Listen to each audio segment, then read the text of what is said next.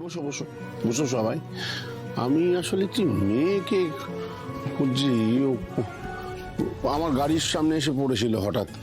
Sir আপনি ওই মেয়েটার নামটা যদি বলেন। আরে নামটা জানা থাকলে তো সেই নামেই ডাকতাম। আর অচেনা মেয়ে আমার গাড়ির বনেটের ওপর এসে পড়লো। ওমা স্যার, আপনি এখানে?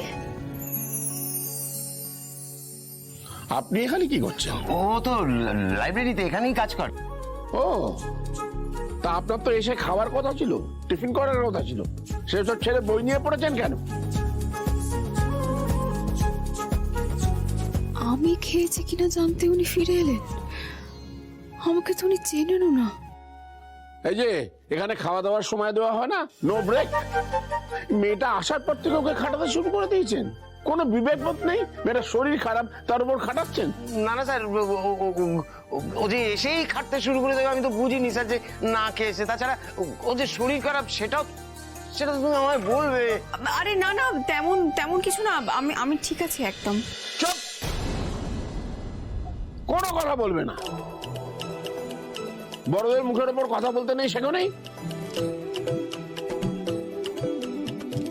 শর্মির দাদু এতটা ভাবলেন জোনাকির জন্য,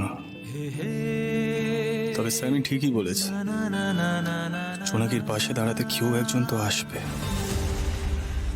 স্যার আপনি আবার এখানে এলেন কেন? আমি তো খেয়ে নিতাম। আবার আমাকে প্রশ্ন করছে, সাহস দেখেছেন? পুচকি একটা মেয়ে, এত সাহস কিসের? একবার মাথা ঘুরে পড়লে তার শান্তি হয়নি, আরো বড় কোনো বিপদ ঘটাতে চাও নাকি?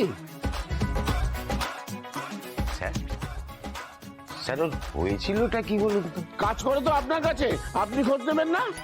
আরে মশাই, আজকালকার ছেলেমেয়েরা জানেন তো একদম লায়ক হয়ে উঠেছে, কারোর কথা শোনে না, সব ব্যাপারে নিজেরাই মাতব্বরি করে।